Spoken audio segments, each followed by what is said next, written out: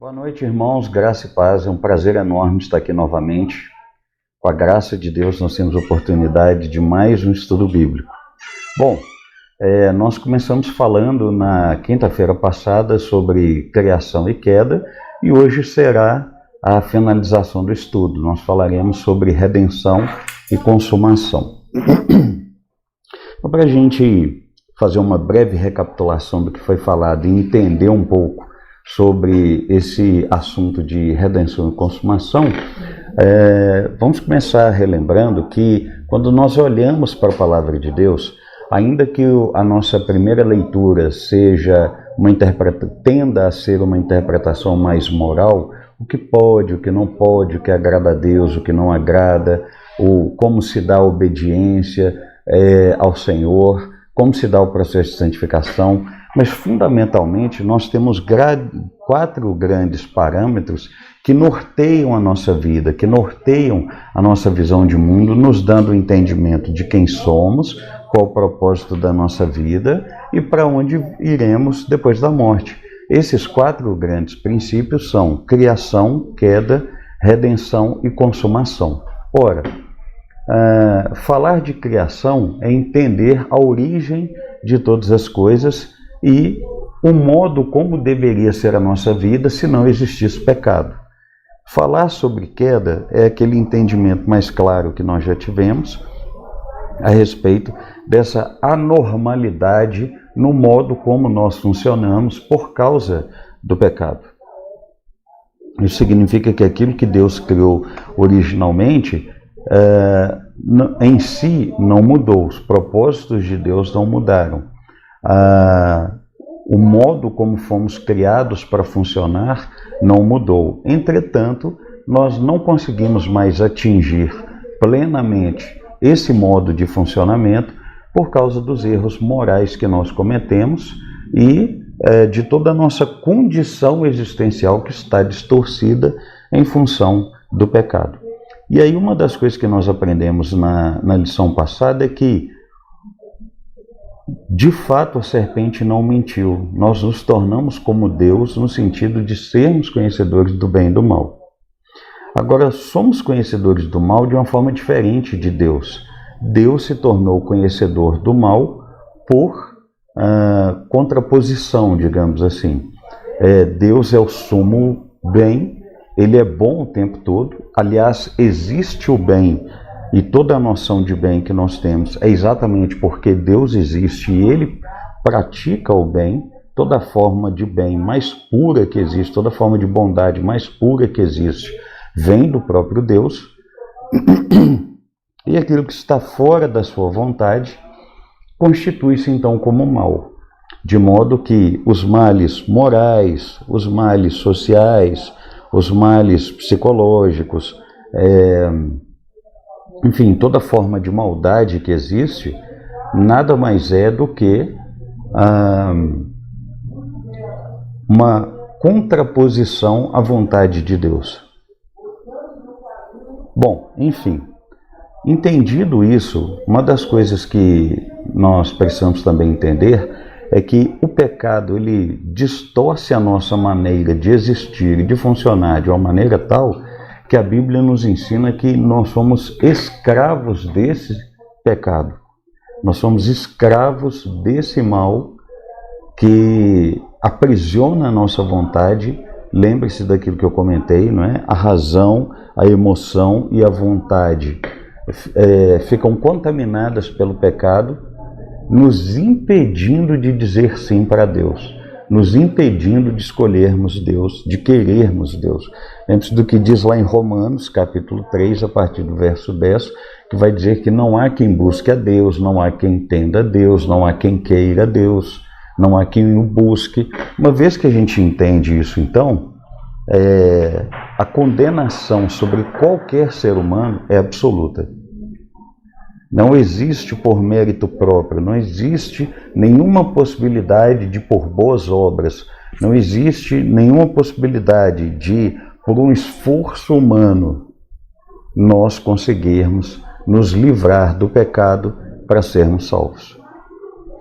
Então, o que é a redenção? A redenção nada mais é do que o plano salvífico de Deus, o propósito então de Ele nos salvar. Vamos começar entendendo então o plano de redenção a partir da teologia sistemática.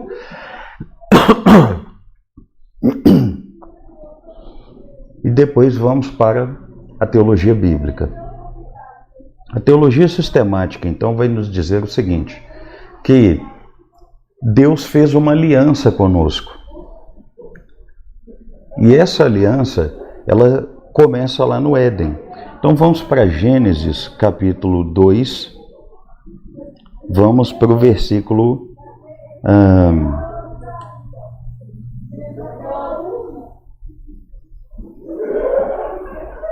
versículo 8 em diante. Versículo 8 do capítulo 2 de Gênesis diz assim: O Senhor Deus plantou um jardim no Éden para os lados do leste e ali colocou o homem que havia criado. O verso 9 diz: O Senhor Deus fez brotar do solo árvores de todas as espécies, árvores lindas que produziam frutos deliciosos. E no meio do jardim ele colocou da árvore da vida e colocou da árvore do bem e do mal. Quando Deus coloca a árvore da vida e a árvore do bem e do mal, mais à frente, Deus vai informar que, a partir do verso 16, mas o Senhor Deus lhe ordenou: coma à vontade dos frutos de todas as árvores do jardim, verso 17, exceto da árvore do conhecimento do bem e do mal. Se você comer desse fruto, com certeza morrerá. A análise teológica que se conclui desses versos que eu li, verso 8 e 9, verso 16 e 17, é que Deus fez uma aliança com Adão, na verdade com o primeiro casal, porque depois que Eva foi criada, Adão informou para Eva sobre a importância de não comer dessa árvore. Prova disso é que quando a serpente a tentou perguntando: mas Deus disse que vocês podem comer de todas as árvores, de todos os frutos de todas as árvores. E aí Eva vai falar: não, nós não temos autorização para comer do fruto da árvore do conhecimento do bem e do mal. Então Eva também sabia. É considerado então que Deus fez uma aliança com ambos, com o primeiro casal, com Adão e com Eva. E essa primeira aliança então é chamada de aliança das obras. Por quê? Porque se eles tivessem passado, como a gente comentou no encontro passado, no teste, e não tivessem comido desse fruto, certamente eles poderiam comer da árvore da vida, o fruto da árvore da vida. Repara que detalhe interessante: Deus faz o jardim, Deus planta todas as árvores, coloca no centro do jardim uma árvore com fruto da vida e com fruto do conhecimento do bem e do mal. Se eles passassem nesse teste moral, então eles poderiam comer do fruto da vida para obter a vida eterna, para ganhar a imortalidade, e depois comerem do fruto do conhecimento do bem e do mal, e isso daria a eles um conhecimento ilimitado acerca do que é bom e acerca do que é errado. Note que nós vimos na lição sobre queda que o problema não está no fruto, não há uma substância que torna o fruto ruim, porque conforme versículo 31 de Gênesis 1, tudo que Deus criou é bom. Então ele não criou o mal, ele não colocou o mal ali à disposição do primeiro casal. Era o ato de obedecer ou desobedecer que recairia sobre eles o bem ou o mal. Então é o ato da desobediência que trouxe o pecado ao mundo. Pecado esse que nos escraviza. Então, sob a perspectiva da teologia sistemática, o que a Bíblia nos ensina é que Deus fez uma aliança. E aí, ainda na perspectiva bíblica, a característica da aliança é a seguinte: é um contrato. E esse contrato ele é irrevogável. Se uma das partes quebra o contrato, ela é digna de punição.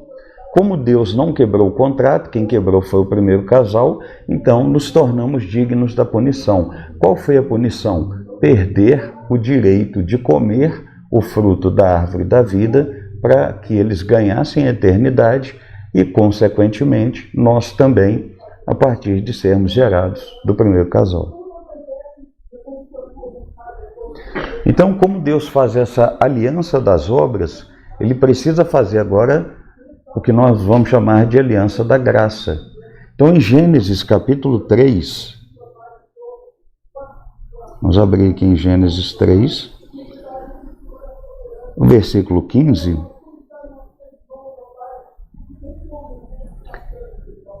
O texto informa o seguinte: farei que haja inimizade entre você e a mulher, e entre a sua descendência e o descendente dela. Ele lhe ferirá a cabeça e você lhe ferirá o calcanhar. Ora, quando Gênesis 3 dá início, ele começa com a narrativa falando a respeito da tentação da serpente sobre a mulher, e a mulher vê que é um fruto apetitoso, é um fruto que pode gerar conhecimento, e aí ela come e dá ao seu marido, dá para Adão. Naquele momento, de acordo com o texto, seus olhos se abrem, isto é, eles têm um entendimento sobre a sua nudez, mas não seria apenas a sua nudez desse ponto de vista físico, mas o entendimento de que eles ganharam ali um conhecimento a respeito do bem e do mal, mas conhecimento esse que eles não têm domínio, ao contrário, é o conhecimento do mal quem os domina. Então, ter os olhos abertos significa isso, um conhecimento que os domina, um conhecimento malicioso, um conhecimento que os torna egoístas, um conhecimento que os faz terem a condição de tirar proveito de alguma coisa. Então, note que as primeiras acusações começam ali. Adão vai falar que a culpa é da mulher e a mulher vai falar que a culpa é da serpente.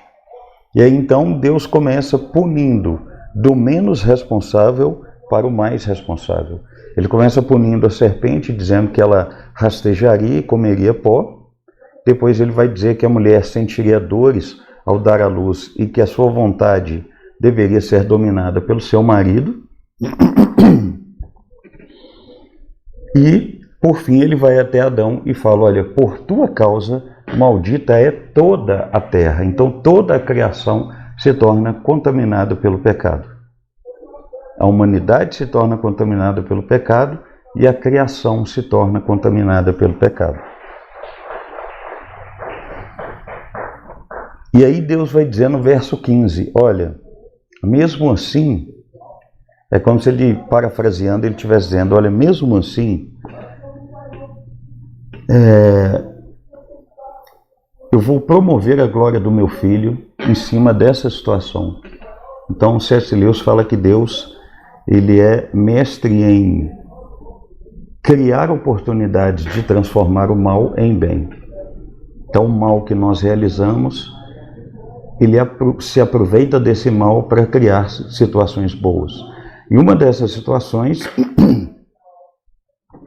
é expor ali historicamente o plano de redenção. O que seria o plano de redenção? Da semente da mulher, isso é, do descendente da mulher, nasceria, da descendência, nasceria alguém, nesse caso o Senhor Jesus, que esmagaria a cabeça da serpente, nesse caso Satanás. E ele lhe feriria o calcanhar. O que seria ferir o calcanhar? A morte de cruz. A morte do Senhor Jesus, promovida por uma multidão incrédula, como os judeus e a liderança judaica da sua época. E aí vamos entender agora, ainda dentro da teologia sistemática, o que seria essa redenção e o que seria essa consumação. E vamos voltar para o texto bíblico e fazer uma análise mais bíblica agora dessas condições. Então, do ponto de vista da teologia sistemática, a gente pode dizer que a redenção é quando Deus resolve oferecer salvação ao homem. E como é que Deus fez isso? Ele o fez de modo que a sua justiça, ofendida pela transgressão da lei causada pelo pecado do homem, fosse satisfeita. Em amor, desde os tempos eternos, Deus o Pai resolveu salvar pecadores em seu Filho, Jesus Cristo, o qual, sendo um com Deus o Pai, entrou na história, assumiu a natureza humana e viveu como um homem, obedecendo toda a lei e cumprindo toda a justiça de Deus o Pai, ao ponto de oferecer-se a si mesmo como sacrifício e propiciação a Deus em favor dos homens, justificando os pecadores que se achegam a Ele, movidos pela ação do Espírito de Deus que os regenera em arrependimento e fé, sendo reconciliados com Deus e adotados em família. Esse trecho que eu acabei de ler, nós conseguimos extrair daqui muitos versículos bíblicos que vão dar, a partir da própria teologia bíblica, o devido embasamento. Vamos começar entendendo essa explicação aqui. Se lembram que eu acabei de dizer que Deus, ao fazer o teste moral com o primeiro casal, promoveu a aliança por obras? Então, o que seria a aliança pela graça a partir do verso 15? É como se fosse assim: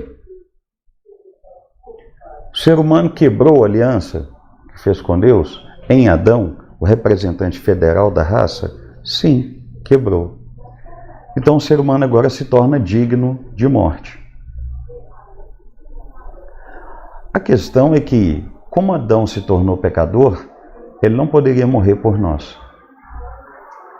Qualquer outro descendente agora de Adão, qualquer outro filho de Adão, isto é, todo ser humano nascido de geração em geração, ele já nasce agora em pecado. É o que nós chamamos da doutrina do pecado original. Então percebam que interessante. Lá no Salmo 51, versículo 5 e 6, o salmista vai dizer o seguinte: olha, em pecado eu fui concebido, em iniquidade a minha mãe me gerou. Esse é um dos versículos que nós usamos para acreditar que todo ser humano, desde o ventre, já nasce em pecado. Então, ainda que uma criança, ainda que um bebê não manifeste esse pecado, moralmente falando, mas ele está presente existencialmente ali naquele bebê, naquela criança. Só de esse pecado estar presente, isso já o torna inviável, isso já o torna impossibilitado de ser salvo por conta própria. É claro que eu não vou entrar aqui no mérito de uma criança ou de um bebê que morre, se ela é salva ou se ela não é, porque nós partimos do princípio da possibilidade da salvação dela. Nós cremos nisso, mas eu não vou entrar nesse mérito. Eu apenas estou mostrando para você que não é possível dizer que uma pessoa nasça pura e que ela vai se contaminando à medida que ela vai sendo influenciada pela sociedade. Isso é uma falácia, porque quando você vai regredindo, uma hora você tem que chegar no primeiro casal da humanidade. E aí, que sociedade que existia para ter influenciado esse primeiro casal? Não existia sociedade. O que existiu foi o relato do Éden, de que houve a queda a partir da tentação da serpente. Ponto. Então, uma vez que nós entendemos essa inviabilidade, foi desenvolvida a seguinte teologia a partir então da análise bíblica, de que um ser humano teria que nascer puro para que ele pudesse morrer e sanar a sede de justiça de Deus por causa da aliança que foi quebrada. Como todo ser humano já nasce em pecado, nunca existiria um ser humano que poderia nascer puro e viver de maneira pura para poder morrer, para poder cumprir a justiça daquela quebra de aliança. Então o que Deus fez? Enviou seu Filho, Jesus. Ele encarnou, nasceu puro, andou entre nós totalmente puro, venceu o pecado e permaneceu totalmente puro e foi para a cruz no nosso lugar para poder morrer. Então ele morreu a nossa morte para que nós tivéssemos a vida dele. O ato então de Jesus ter morrido, ele promove então o que nós chamamos de propiciação e expiação. A propiciação é essa sede de Deus. Deus se sentia, o Pai se sentia injustiçado por causa do que o primeiro casal fez e por tabela todos os seres humanos fazem, que é pecar contra o Senhor. Então, quando Jesus vai para a cruz, naquele momento ali, aquele primeiro pacto quebrado, estava sendo cumprida ali a justiça a favor de Deus. Isso se chama propiciação pelos pecados. E o que é a expiação? A expiação nada mais é do que a purificação dos pecados, o perdão dos pecados. Como é que isso funciona? Lá em Levítico, quando nós temos a lei a respeito do sacrifício dos animais, funcionava assim. Se de repente eu pecasse, eu pegava então um determinado animal estabelecido pela lei e levava para o sumo sacerdote. Quando o sumo sacerdote pegava esse animal, ele fazia uma oração por mim sobre esse animal, pedindo a Deus que os meus pecados fossem transferidos para esse animal. Então o que acontecia? Esse pecado, ele era por fé, transferido para o animal, Deus aceitava isso, e eu saía dali purificado. Então, ao invés de eu morrer, quem tinha que morrer era o animal. Então o animal morria. E aí, uma vez por ano, aquela comida, né, aquele animal era morto, e virava comida para o sumo sacerdote e a sua família, já que ele não gerava renda trabalhando como sumo sacerdote. Todos aqueles que eram da tribo de Levi no Antigo Testamento, os levitas, não geravam renda. Eles não eram agropecuaristas como os demais das tribos de Israel. Então eles ficavam por conta do serviço religioso, incluindo a purificação dos pecados dos demais israelitas e dos seus próprios pecados. Então, uma vez por ano, esse sumo sacerdote também fazia um sacrifício por ele.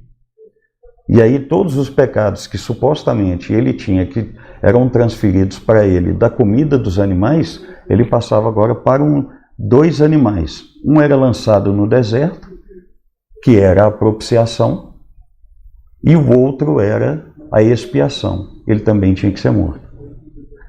Quando Jesus, lá em João, capítulo 6, a partir do verso 22, se coloca como pão da vida, ele vai dizer exatamente isso, que quem não comer da minha carne e beber do meu sangue não tem parte comigo. O que Jesus está querendo dizer com isso antes de ir para a cruz? Que o comer a carne dele, o beber o seu sangue é um ato simbólico. É aquilo que nós fazemos na ceia, através do pão, que simboliza a carne, e do sangue, que simboliza o vinho. O que ele está dizendo? Que simbolicamente comer da sua carne é crer no seu sacrifício na cruz do Calvário. Ora, se antes o meu pecado passava por um animal, e quando o sumo sacerdote comia dessa carne, o pecado dos israelitas passava para o sumo sacerdote porque era uma carne contaminada, Jesus está dizendo que a carne dele é pura. E quando eu como então dessa carne, como se comia o cordeiro, daí a expressão lá no Evangelho de João dizer que Jesus é o Cordeiro de Deus que tira o pecado do mundo. Se não me engano, capítulo 1, verso 29, é exatamente isso. No capítulo 6, verso 58 em diante, comer dessa carne significa que quando eu como da carne de Jesus, que é pura, a pureza de Jesus passa para a minha vida, porque ele venceu o pecado. E com isso eu tenho o meu pecado expiado. Lembre-se, o sacerdote comia da carne impura do animal que recebia a oração e tinha o pecado do israelita transferido para ele. Jesus se coloca como esse cordeiro, dizendo: a diferença é que minha carne não é impura, ela é pura. Se você comer da minha carne e beber do meu sangue, você tem a purificação dos seus pecados. Só que ninguém vai canibal, ninguém vai comer da carne de Jesus de verdade. É uma metáfora, é uma figura para dizer o seguinte: creia que quando eu sou sacrificado na cruz do Calvário, quando eu sou morto, substituindo de forma definitiva aquele animal lá do Antigo Testamento, aquele que crê em mim tem a purificação dos pecados e o perdão dos pecados. Então esse texto que eu li mostra exatamente que Jesus é o único que cumpre essa aliança da graça.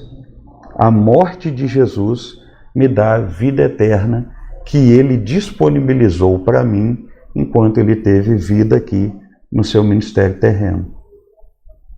Então, a vida de Jesus é o exemplo de como seria a nossa se em nós não existisse pecado e como será a nossa vida na Nova Jerusalém, na consumação de todas as coisas.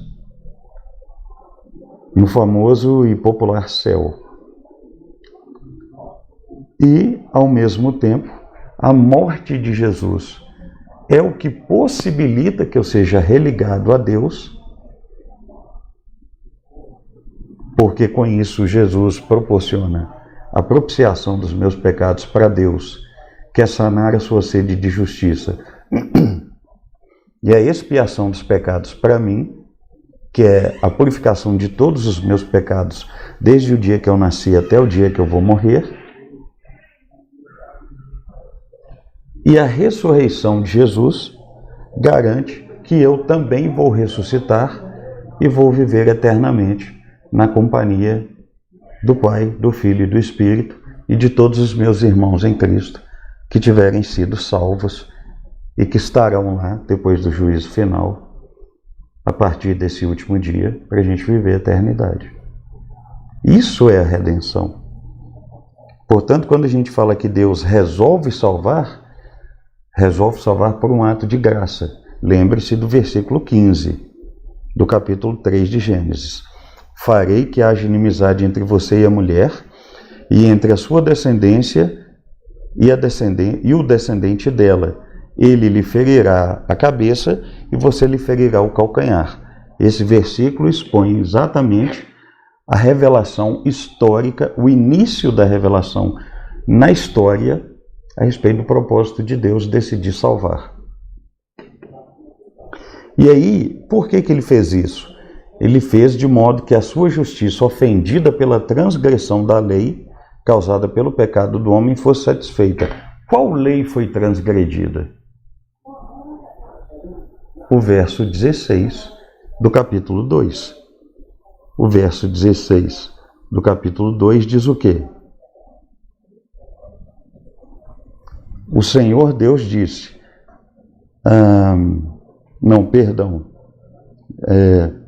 mas o Senhor Deus lhe ordenou, coma à vontade dos frutos de todas as árvores, verso 17, exceto a árvore do conhecimento do bem e do mal. Se você comer desse fruto, com certeza morrerá. Essa é a lei, esse era o princípio. Esse era o pré-requisito estabelecido para que Adão, se passasse no teste moral, ganharia a eternidade. Por isso que eu disse, ele foi ofendido pela transgressão da sua lei. Então, de que modo Deus decidiu nos salvar? Ele decidiu nos salvar de uma forma que essa sua justiça, essa sede de justiça, fosse satisfeita. Como que isso foi possível? Jesus teve que encarnar para poder nos salvar. Agora vamos fazer essa análise bíblica. Vamos lá para Hebreus.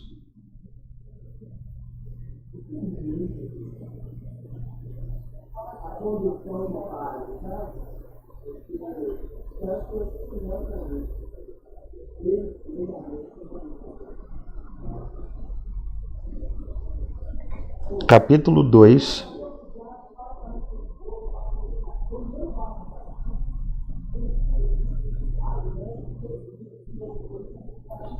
a partir do versículo 5. Capítulo 2, a partir do versículo 5, diz assim: além disso, não são anjos que governarão o mundo futuro a que nos referimos. Porque em certo lugar alguém disse: quem é o simples mortal para que penses nele? Quem é o filho do homem para que com ele te importes? E, no entanto, por pouco tempo fizeste um pouco menor que os anjos e o coroaste de glória e honra. Tu lhe deste autoridade sobre todas as coisas. Quando se diz todas as coisas, significa que nada foi deixado de fora. É verdade que ainda não vimos tudo ser submetido à sua autoridade. Contudo, vemos Jesus, que por pouco tempo foi feito um pouco menor que os anjos e que, por ter sofrido a morte, agora está coroado de glória e honra. Sim, pela graça de Deus, Jesus experimentou a morte por todos. Deus, para quem, por meio de quem todas as coisas foram criadas, escolheu levar muitos filhos à glória, e era apropriado que, por meio do sofrimento de Jesus, ele o tornasse o líder perfeito para conduzi-los à salvação. Só até aqui, verso 10. Então, note que do verso 5 até o verso 10, o autor aos Hebreus está fazendo uma releitura do Salmo 8, mostrando que o ser humano foi feito um pouco menor do que os anjos, em termos de glória, mas ainda em termos de importância, ele foi coroado como sendo a imagem e semelhança de Deus e tendo domínio sobre tudo. O autor aos Hebreus vai refazer essa leitura, ressignificar, dizer que esse homem coroado de glória e de honra é o próprio Senhor Jesus, que encarnou, isto é, precisou se tornar humano, e ao se tornar humano, então, o que ele fez? Ele deu a sua própria vida para que ele pudesse salvar. Então, qual foi o pré-requisito na teologia sistemática? Se Deus tem um pacto com o ser humano, com todos os seres humanos, e o ser humano quebra o pacto, então o ser humano é digno de morte. Como não tem nenhum ser humano apto para nascer, para poder morrer por ele e pelo restante da humanidade, então Deus envia o seu próprio Filho, que encarna, se torna humano, anda entre nós, vence o pecado e vai para a cruz para morrer no nosso lugar, para que a sua carne, sendo pura, pudesse servir de alimento espiritual para todo aquele que nele crê. Isso é a redenção. Somente aqueles que creem em Jesus como Deus e ao mesmo tempo como ser humano, que foi para a cruz para morrer e deu a sua vida no lugar da nossa, nós é quem deveríamos morrer, porque temos a consciência de sermos pecadores por causa de Adão, do pecado herdado, e agora ele nos dá a vida. Isso é a redenção. Então, para a gente fechar esse aspecto da redenção e falarmos um pouco da consumação, vamos para Romanos capítulo 4.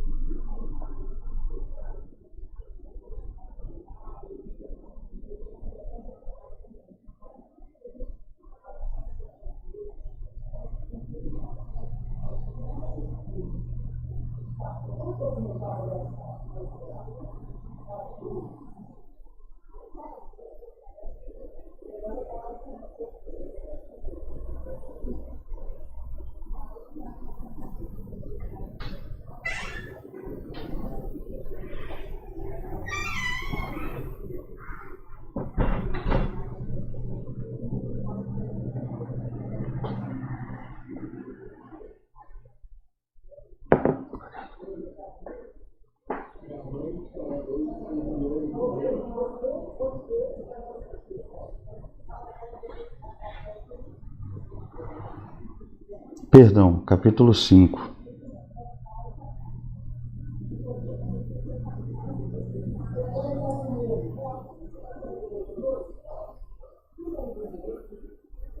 Então, o texto é um paralelo que o apóstolo Paulo constrói entre o primeiro Adão e o Senhor Jesus, chamando-o de segundo Adão.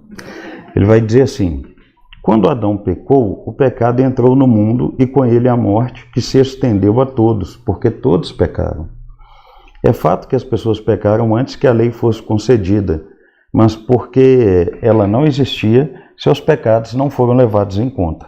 Mesmo assim, do tempo de Adão até Moisés, todos morreram, incluindo os que não obedeceram a uma ordem explícita de Deus, como Adão desobedeceu.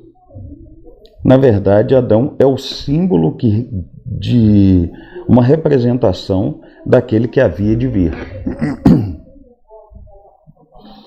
Mas há uma grande diferença entre o pecado de Adão e a dádiva de Deus, pois o pecado de um único homem trouxe morte para muitos. Ainda maior, porém, a graça de Deus e sua dádiva que veio sobre muitos por meio de um único homem, Jesus Cristo. Então, esse texto vai dizer que Adão é o representante federal da raça humana e que a partir de Adão, como todo ser humano nasce em pecado, todo ser humano inevitavelmente peca.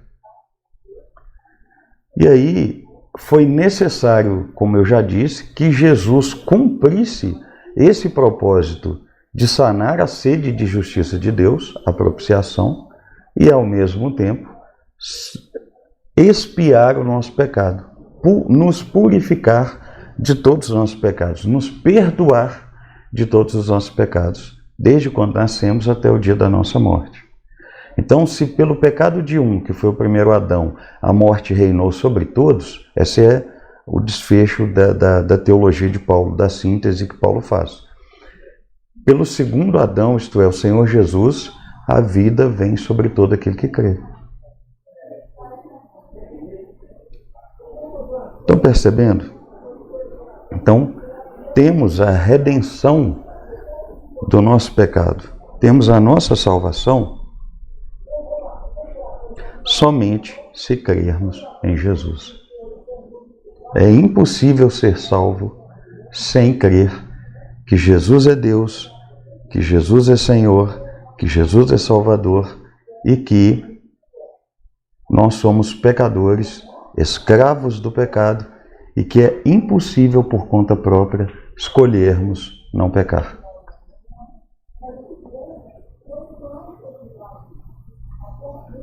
Lembre-se daquilo que nós já estudamos. A racionalidade, a emoção e a volição ou vontade própria estão contaminadas pelo pecado. O que seria então a consumação? Sem a consumação, a história do plano de salvação estaria incompleta. Note, existe uma criação, existe um primeiro casal. Esse primeiro casal falhou no teste moral, existe o pecado que tomou conta de todo o restante da humanidade e existe a redenção, que é a salvação promovida pelo Senhor Jesus. Ok. E aí? Depois que alguém é salvo, a gente vai continuar vivendo aqui, lutando ainda contra o pecado? Ora falhando, ora errando, ora ainda pecando, mas tendo a certeza da salvação por causa do que Cristo fez, mediante o arrependimento e a confissão dos nossos pecados? Viver essa vida, viver nesta vida, viver neste lado da vida com a criação contaminada pelo pecado, é praticamente impossível viver servindo e honrando a Deus de uma forma perfeita. Vai ter que começar tudo de novo.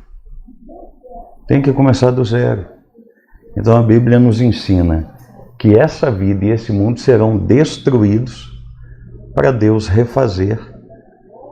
E aí é aquilo que eu disse sobre a representação do Éden na aula passada. O que o Éden representa?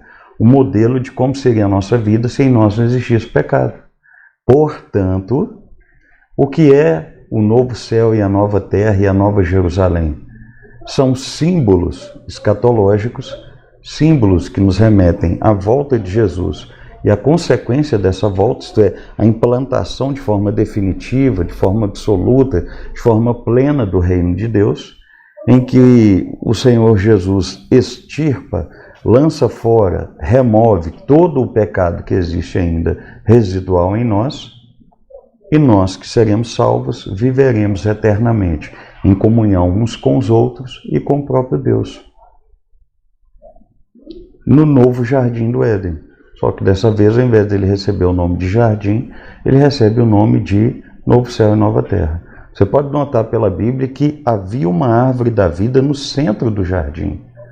Agora, essa árvore estará no centro da cidade. O que essa árvore está fazendo lá? Essa árvore está lá para representar o compromisso que Deus tem de nos dar vida eterna. O primeiro casal perdeu a chance de vida porque falhou no teste moral. Jesus venceu no teste moral. Ele venceu toda a tentação. E junto com ele estaremos nós, os que cremos, porque pela sua infinita graça, amor e misericórdia, nós fomos resgatados, porque Deus sanou a sua justiça pela propiciação através do sacrifício de Jesus e expiou todos os nossos pecados através do sacrifício de Jesus. Então Deus agora nos olha como Ele olha para Cristo. Cristo não tem nenhum pecado. Então Ele nos olha como se nós não tivéssemos. Não porque Ele esteja fazendo vista grossa em relação aos nossos erros, mas é porque todos os pecados que nós cometemos atualmente já foram punidos em Jesus na cruz do Calvário. Isso é muito forte. Para prestar atenção, os seus pecados que você ainda vai cometer até o último dia da sua vida, eles já foram punidos em Jesus. Isso não te dá o direito de continuar pecando. Paulo, em Romanos capítulo 6, diz que, ora, porque pecamos e a graça superabundou, onde abundou o pecado, superabundou a graça, teremos nós o direito de continuar pecando? Não. Se nós realmente entendemos a miséria que o pecado produz na nossa vida, em gratidão a Deus, nós agora lutamos contra o pecado. E aí esse pecado será extirpado. Pecado esse que Deus olha e Ele não te pune à altura do que você merece, isto é, Ele não te mata, porque esse pecado já foi punido em Jesus. Deus é como um pai que corrige os filhos, mas a correção de Deus sobre a minha vida e a sua, agora como redimidos, ela é branda, porque o pior Jesus já passou no meu lugar e no seu. Para quê? Para que a gente possa viver eternamente com Ele. Então, o que é a consumação? É o desfecho, é a finalização, é o encerramento da história desse lado da vida, para que Jesus seja totalmente glorificado por nós, por Ele ter morrido no nosso lugar. Então, vamos dar uma olhada aqui no que significa a consumação, do ponto de vista da teologia sistemática. Vemos finalmente a consumação de todas as coisas, como o cristão é preparado nesta vida para a vida por vir, sendo santificado e perseverando em sua peregrinação. Vemos o que acontece após a morte do homem, seja do justo ou do injusto, sobre o céu e o inferno. O julgamento final, a ressurreição do corpo, a redenção final e definitiva da criação, novos céus e nova terra, todas essas coisas operando segundo o propósito e os decretos de Deus para a sua própria glória. Bom, então, a definição sistemática aqui vai dizer o quê? Que uma vez que eu fui salvo, por que eu ainda não morri e estou no céu com Deus? Por uma simples razão, porque a mim foi dado a responsabilidade de continuar proclamando o Evangelho para outros seres humanos. A você foi dada a responsabilidade de continuar proclamando o Evangelho para outros seres humanos. É por isso que nós ainda não morremos, por causa do propósito de Deus de alcançar aqueles que ainda não foram alcançados, mas que estão na lista de Deus para serem salvos. Digamos assim, vamos usar essa ilustração. Nesse meio de tempo, então, o que é que Deus faz conosco? Ele nos prepara, Ele nos santifica. Ele opera em nós. E aí, é claro, a santificação ele é um processo incompleto desse lado da vida.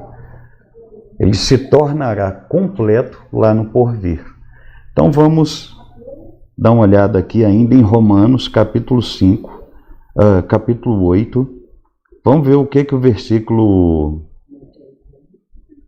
28 diz. 28, 29 e 30. E sabemos que Deus faz todas as coisas cooperarem para o bem daqueles que o amam e que são chamados de acordo com o seu propósito. Pois Deus conheceu de antemão os seus e os predestinou para se tornarem semelhantes à imagem de seu filho, a fim de que ele fosse o primeiro entre muitos irmãos. Depois de predestiná-los, ele os chamou, e depois de chamá-los, os declarou justos, e depois de declarar os justos, lhes deu glória. Muito interessante, porque a partir do capítulo 3 de Romanos, Paulo começa um desdobramento a respeito das consequências do pecado e da necessidade de redenção somente em Jesus e os desdobramentos dessa redenção. O fato de que nós temos paz com Deus. Então ele termina esse desdobramento no início do capítulo 5, a partir do verso 1, que ele vai dizer que, a partir do que Jesus fez, nós temos paz com Deus. Ou seja, nós éramos inimigos de Deus, conforme Efésios capítulo 2, verso 1, e nós nos tornamos amigos de Deus a partir do que Jesus faz. Uma vez que eu sou amigo de Deus, Deus então agora vai começar a me santificar. Quais são os meios de graça que Deus usa para me santificar? A oração, o jejum, a leitura das Escrituras e as provações. Isso mesmo, as provações. Paulo vai dizer a partir do verso 2 do capítulo 5 de Romanos que nós devemos nos alegrar até com as provações, porque elas nos aproximam de Deus, gerando em nós esperança. Esperança de quê? De sermos salvos. Isto é, quando eu passo por uma luta, quando eu passo por uma provação, ela tem por intuito melhorar meu caráter, ela tem por intuito me aproximar de Deus, fazendo com que eu o busque por meio de oração, e ela tem por intuito eliminar qualquer idolatria do meu coração, fazendo com que eu me desapegue deste mundo, nesse sentido idolátrico, de supervalorização, ou a família, ou uma pessoa, ou o cônjuge, ou filho, ou objetos, dinheiro, carro, patrimônio, enfim, faz com que eu me desapegue disso e me apegue em Deus, tendo a minha esperança de vida futura nele. Então é por isso que o verso 28 vai dizer que todas as coisas cooperam para Deus. Porque podem ser coisas boas ou ruins, Deus permite que elas aconteçam na nossa vida para nos santificar. Isto é, nos preparar para a vida eterna. E como é que ele faz isso? O verso 29 vai dizer que aqueles que têm que ser salvos porque hão de crer, são aqueles que estão sendo aperfeiçoados em santificação para que eles se tornem a imagem do Filho. Ou seja, o que é o processo de santificação? É um preparo espiritual para que Deus me torne cada vez mais parecido com Jesus. Em que sentido ser parecido com Jesus? No sentido de que Jesus não pecou, consequentemente Deus vai me tornando cada vez mais apto para vencer o pecado. Não vencer o pecado no sentido de eu ter mérito, porque no sacrifício de Jesus ele venceu o diabo, ele venceu o pecado e o último inimigo a ser vencido será a morte. Então, vencer o pecado é no sentido de ter uma vida que o glorifique, ter uma vida cujo coração é mais inclinado para o desejo de glorificá-lo e de ter uma harmonia e de ter uma comunhão com ele, do que ter uma vida dominada pelos desejos pecaminosos e idolatrar esses desejos pecaminosos. É nesse sentido que eu vou me tornando cada vez mais próximo de Jesus, sendo feito a sua imagem e semelhança, conforme o verso 29. E aí o verso 30 vai dizer o quê? Que depois de termos sido eleitos por Deus, ele nos chama, isto é, quando o Espírito nos convence do pecado, da justiça e do juízo, nos tornando aptos para dizer sim para Cristo, o nome disso é conversão. E aí ele nos declara justos, isso é a justificação pela fé. Lembre-se, temos todos os nossos pecados perdoados, desde que nascemos até o dia da nossa morte. E você já parou para pensar num detalhe muito interessante que poucas pessoas observam? Deus não apenas me perdoa de todos esses pecados, o sacrifício de Jesus me purifica deles. Viu que interessante?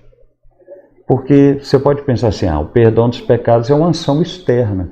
Deus pode me declarar perdoado e necessariamente eu não me sentir perdoado.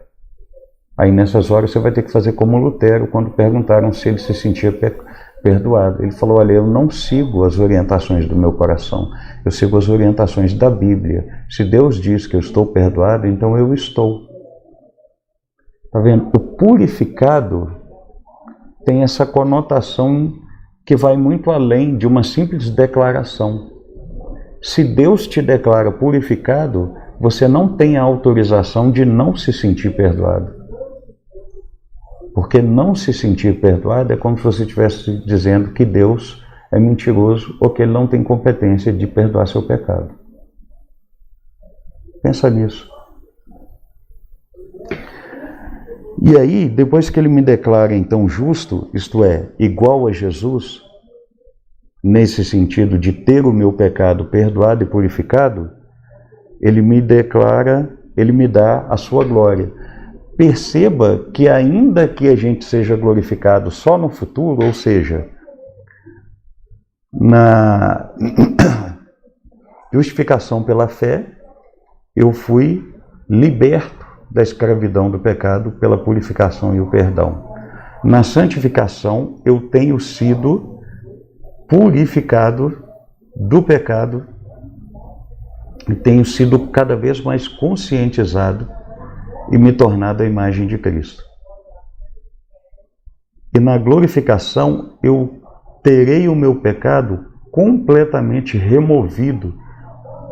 Então eu fui escravo, hoje eu luto contra a influência dele, mas não sou mais escravo, e na glorificação eu terei esse pecado totalmente removido. Isso é uma coisa que vai acontecer no futuro, na Nova Jerusalém. Mas o verbo está no passado, no pretérito. Por que o verbo está no pretérito? Porque para Deus, Ele já decidiu e definiu que Ele vai fazer isso. Agora é uma questão de tempo. É muito parecido assim, te dar um exemplo.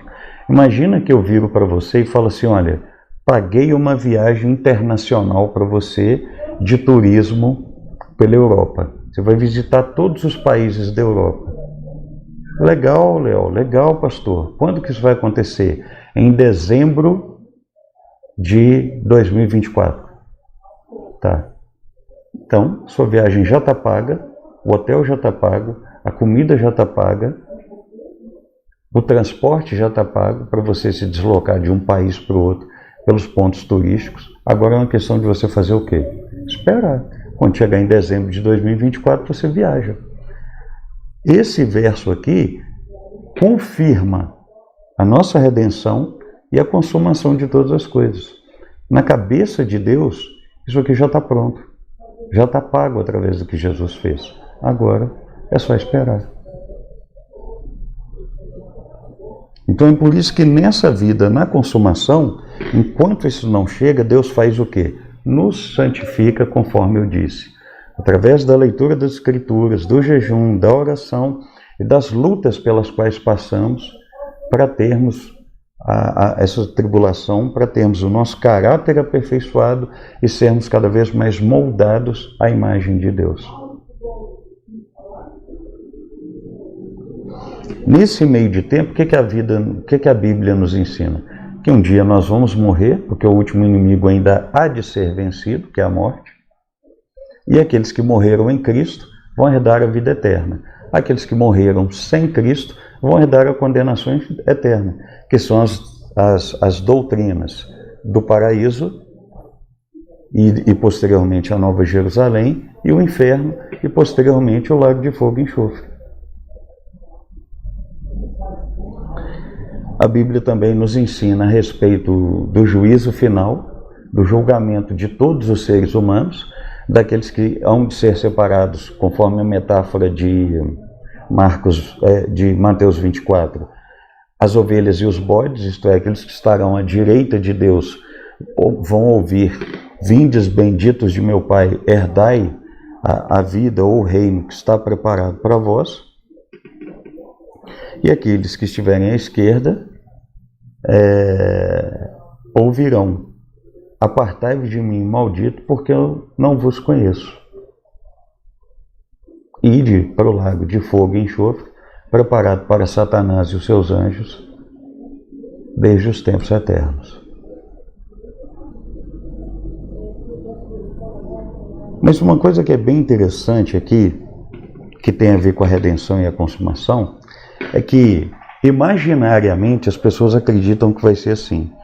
Vai ter uma fila enorme, e aí Deus vai colocar todo mundo em fila, do Adão até o último ser humano lá. E aí Deus vai pegar os livros e vai anotar, ó, Adão, você nasceu no ano 0, no 6º dia, e aí você fez isso, isso, no 7º dia, isso, no 8º dia, isso.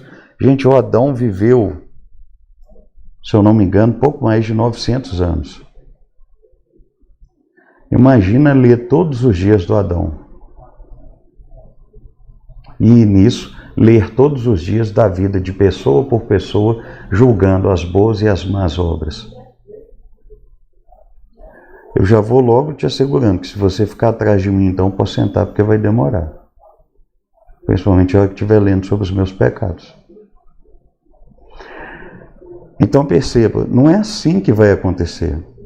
Jesus deixa claro lá no Evangelho de João, capítulo 3, na sua conversa com Nicodemos, vamos dar uma olhadinha lá, para a gente entender que o nosso julgamento começa aqui e vai finalizar lá.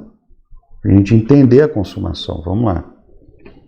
João, Evangelho de João, capítulo 3, do versículo 17 em diante. Jesus começa dizendo para o Nicodemos o seguinte: Deus enviou seu Filho ao mundo não para condenar o mundo, mas para salvá-lo por meio dele. Não há condenação alguma para quem crê nele, mas quem não crê nele já está condenado por não crer no Filho único de Deus.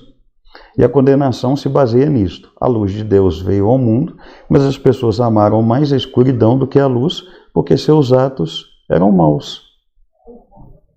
Verso 19. Então perceba, João começa dizendo no capítulo 1 que Jesus é a luz do mundo, que ele estava com Deus lá na criação e que por meio de Jesus, como essa sabedoria de Deus, esse logos de Deus, esse verbo de Deus, tudo que existe foi feito pelo próprio Jesus. Então Deus disse, haja luz, Jesus proporcionou a luz. Haja separação entre as águas do firmamento, então Jesus separa as águas do firmamento. Então perceba, Jesus está presente com o Pai, como essa sabedoria, esse logos, esse verbo, desde a criação. Então é claro que Jesus presenciou a queda, e é claro que quando Deus prometeu que o descendente da mulher venceria a serpente, pisaria na cabeça da serpente, esse foi um projeto criado pelo Pai, o Filho e o Espírito desde antes da fundação do mundo. Então Jesus começa dizendo que Deus não enviou Jesus para condenar o mundo. Por quê? Porque o mundo já está condenado. Note que se Jesus tivesse que julgar o mundo, julgamento, gente, tem por pré-requisito o benefício da dúvida. Então, o juiz vai julgar o Leonardo é réu. No benefício da dúvida, pressupõe-se que o Leonardo tenha cometido o crime ou não. O que Jesus está dizendo aqui é o seguinte, o mundo já está condenado, significa que não precisa de levar o mundo a um julgamento pressupondo o benefício da dúvida. Todo mundo já nasceu em pecado, conforme nós vimos aqui na aula sobre a queda e na referência dos versículos dados, inclusive o Salmo 51, versos 5 e 6. Então, já que todo ser humano nasce em pecado, naturalmente ele nasce o quê? Condenado. Ele não tem o benefício da dúvida. Ele não tem boas obras que ele possa fazer que dê a ele a possibilidade de se livrar do seu crime. Qual é o seu crime? A transgressão da lei. Qual é a transgressão da lei? No caso de Adão, não comer do fruto. E no nosso caso, viver pecando em consequência desse pecado, dessa capacidade de pecar que nós herdamos de Adão. Não tem chance, não tem possibilidade. Então, o verso 18, Jesus vai esclarecer. Não há condenação alguma para aquele que nele crê. Então, como vai ser no último dia? No último dia, gente, a gente só vai ouvir a sentença final. Vinde benditos de meu Pai, ou apartai-vos de mim, maldito. A gente brinca, seu pecado vai passar no telão, Ou então vamos fazer igual Star Wars, né? Já vai ter uma tecnologia mais avançada, vai ser o holograma e tal. É tudo brincadeira. O seu julgamento já começa nessa vida. Se você crê em Jesus, não há mais condenação para você. Isso é redenção que vai te levar para a consumação benéfica de todas as coisas. Se você for desses que não crê em Jesus, por que você já está condenado de forma irrevogável e irreversível? Por causa do que o verso 19 diz. A condenação se baseia nisso.